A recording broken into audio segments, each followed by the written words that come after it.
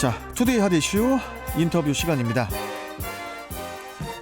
신종 코로나 바이러스 감염증 신규 확진자가 주말에도 10만 명을 넘으면서 나흘 연속 10만 명대를 이어가고 있습니다. 신규 확진자 수가 느는 만큼 위중증 환자 수 역시 늘어가는 걸 텐데요.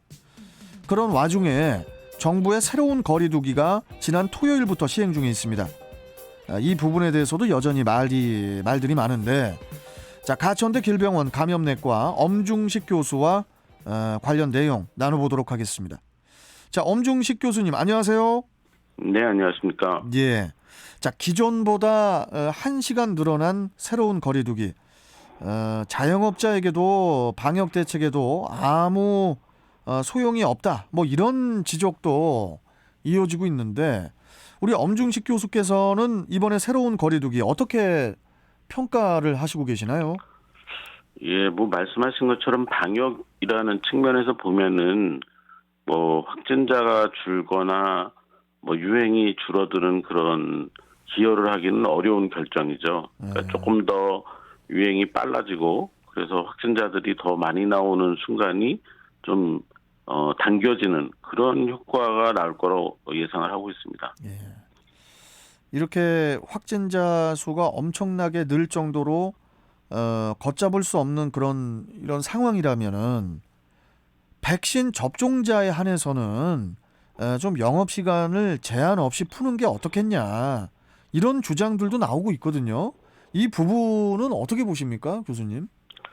그러니까 결국은 오미크론도 똑같은 고민이 있는 건데, 예. 뭐냐면 이제 우리가 어느 일정한 기간 동안에 중환자가 얼마나 나오느냐가 굉장히 중요합니다. 그러겠죠.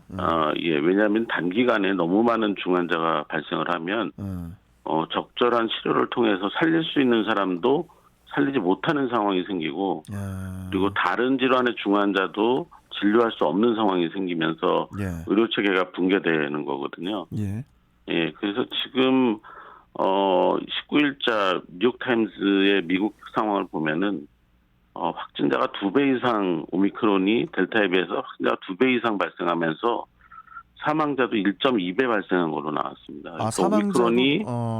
오미크론이 약하다고 하지만 실제로 같은 기간 동안에 훨씬 많은 환자가 생기면서 그러니까 사망자의 절대수가 델타보다도 많아지는 그런 상황이 발생을 하거든요. 그러니까 이제 이런 상황이 되면은 사실은 굉장히 사회가 혼란스러워질 수가 있습니다. 그렇죠. 그러니까 여러 가지 응급질환, 그러니까 예를 들면 심근경색증이나 뇌졸중, 이런 시각을 다투는 질환 환자들조차도 진료를 받을 수 없는 상황이 생기거든요. 이런 측면을 고려해서 방역을 완화해야지 된다고 보는데, 그런 이유 때문에 확진자가 서서히 증가하도록 하는 게 가장 좋은 방법이라고 생각을 하고 있는 거죠. 참 정부와 전문가들의 예측을 비웃듯이 코로나 신규 확진자 수는 예상보다 훨씬 가파르게 빠른 속도로 늘어나고 있습니다. 재택 치료하는 분들은 그냥 격리만 하고 종합감기약만 먹고 버티는 경우도 많다고 하던데요. 이렇게 하는 게 맞는 건지 이것도 좀 궁금합니다. 뭐 다른 방법이 있어서 그렇게 하는 건 아닙니다. 그러니까 재택 치료가 좋은 방법이라서 그렇게 하는 게 아니고, 확진자가 워낙 많이 나오는 상황에서 이 고위험군에 대한 집중적인 관리를 하기 위한, 그러니까 선택과 집중의 문제인 거죠. 그러니까 뭐 우리 인프라가 뭐 100만 명 이상의 환자를 입원시킬 수 있다라고 하면 재택 치료를 할 필요가 없죠. 그렇죠. 근데 이제 그건 아니니까 이제 재택 치료를 하는 거고, 그 과정에서 고위험군에 해당되지 않는 분들은 뭐 거의 대부분이 일정한 기간을 앓고 지나가면 회복이 되기 때문에 이제 이런 방법을 선택한 건데요.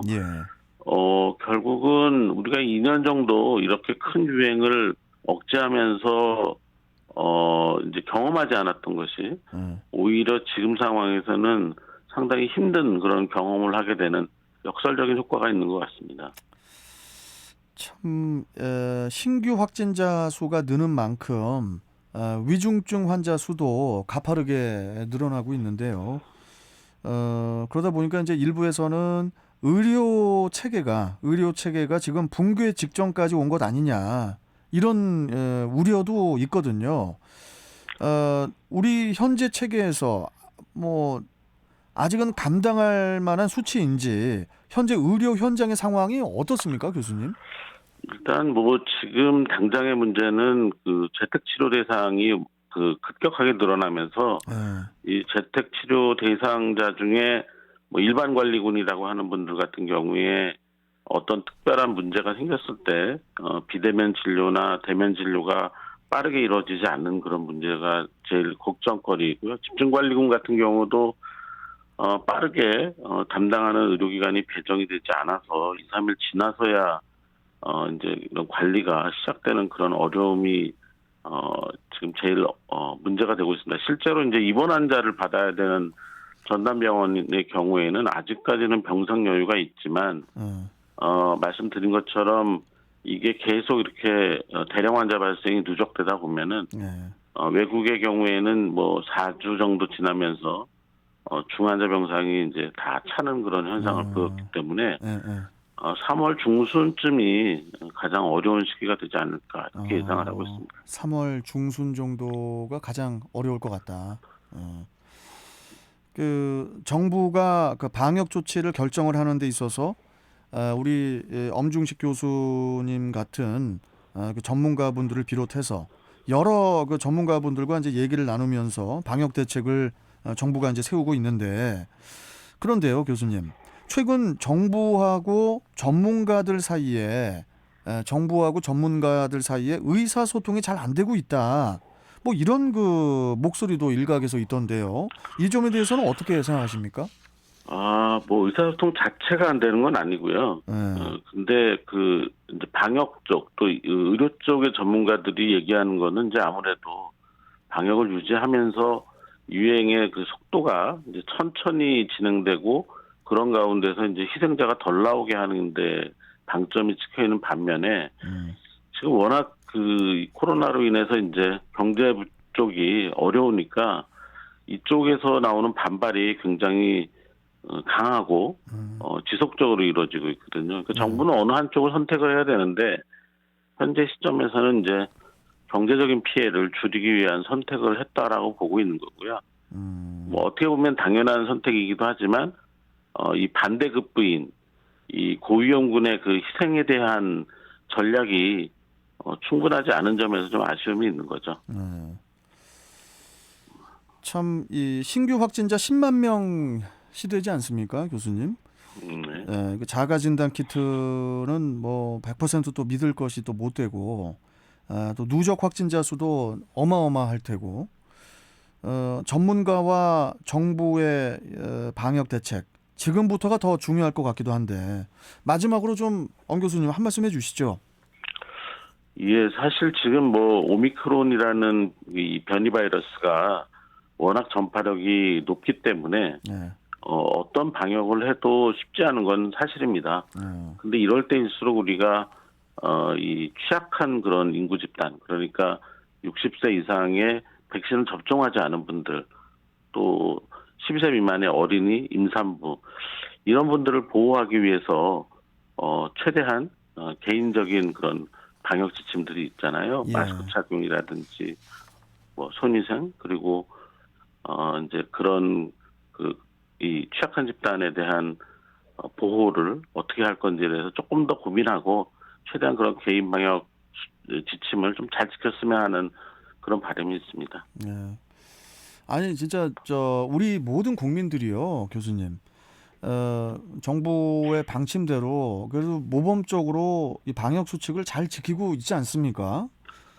예, 그렇습니다. 네. 참 그럼에도 이렇게 확진자가 늘고 있는 것이 너무 걱정스럽고, 또 한편으로는 참 이게 뭐 경기도 경기지만은 모두가 지금 지쳐가고 있는 그런 상황인데, 언제쯤 이 난관의 임계점이 보일지 계속 좀 한숨만 나올 따름입니다. 자, 교수님 오늘 말씀 여기까지 좀 듣고요. 또 다음 시간에 또 말씀 듣도록 하겠습니다. 고맙습니다, 교수님. 예, 감사합니다. 네. 자, 가천대 길병원 감염내과 엄중식 교수였습니다.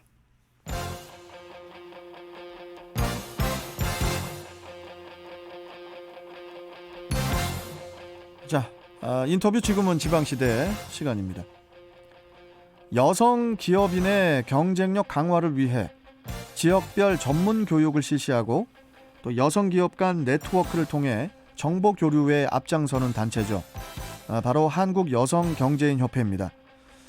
그리고 올해 1월 1일부터 한국여성경제인협회 인천지회 제10대 회장이 새롭게 취임을 하게 됐는데요. 한국여성경제인협회 인천지회 서임순 회장과 이야기 나눠보겠습니다. 자, 서임순 회장님 나와 계시죠?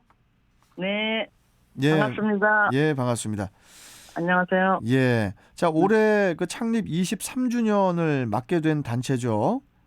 한국여성경제인협회 인천지회의 신임 회장을 맡게 되셨는데, 한국여성경제인협회가 어떤 단체인지부터 좀 소개 좀 해주십시오, 서 회장님.